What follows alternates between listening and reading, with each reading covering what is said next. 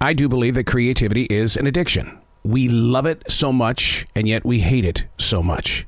We have to have it, and yet we keep setting it aside. We won't listen to it, but we demand from it. Unplugged because we will always say yes to creativity. Totally Uncut because we all make mistakes. So turn it into a tool. This is Arroe Unplugged. I write in a forest. I go in there to listen. What started at the Billy Graham Library in Charlotte, North Carolina has evolved into a lifelong journey. Something is always moving through each and every one of us. But are you listening to your calling? These aren't my words. These are the lyrics from Billy's Forest.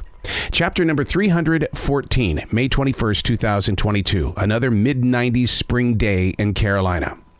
I mentioned spring because the average high in North Carolina this time of year is 76 to 82 degrees. While walking with Jazzy through this beautiful forest this morning, I took note of the tree limbs drooping. Now, research shows that this is a sign of tree stress. Over the next few days, I'll study the leaves. Will they turn yellow or will they turn red? As a human being, you want to provide as much protection as possible. But how do you free the trees from so much heat? The trees provide a beautiful canopy for each and every one of us, but we're unable to give back to the long limbs covered with springtime leaves.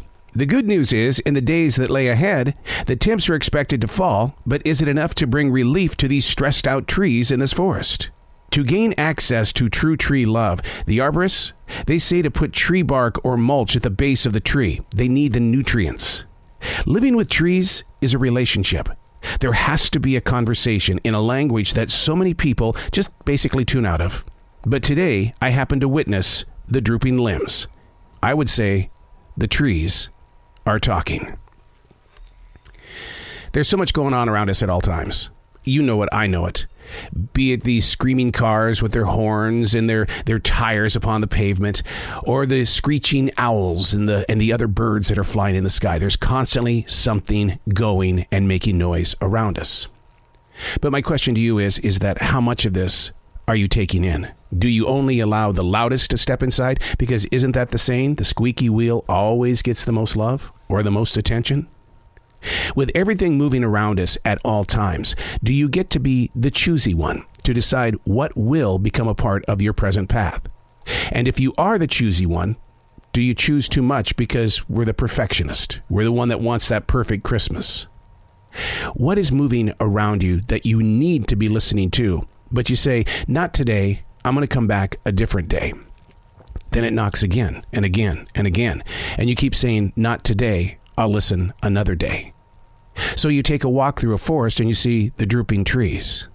Do you ever question it? Do you ever want to know why? We have got the tools to go look for different answers because we don't have to go to the Britannica encyclopedia. We've got it all right there in the smartness of our phone. But is it really smart? Are you really looking up the things that you need to have in order to become stronger on the within? Is it possible that you haven't been on the within?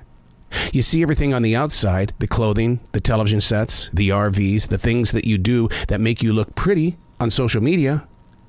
But what about the within? We all bump into people. We have friends and family members that say, I'm just not together on the inside. And it starts with questions. What's going on outside that could be nutrients on the inside? Think of yourself as the drooping tree.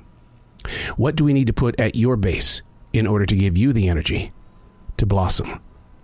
I'm Arroe. These are not my words. These are the lyrics from Billy's Forest.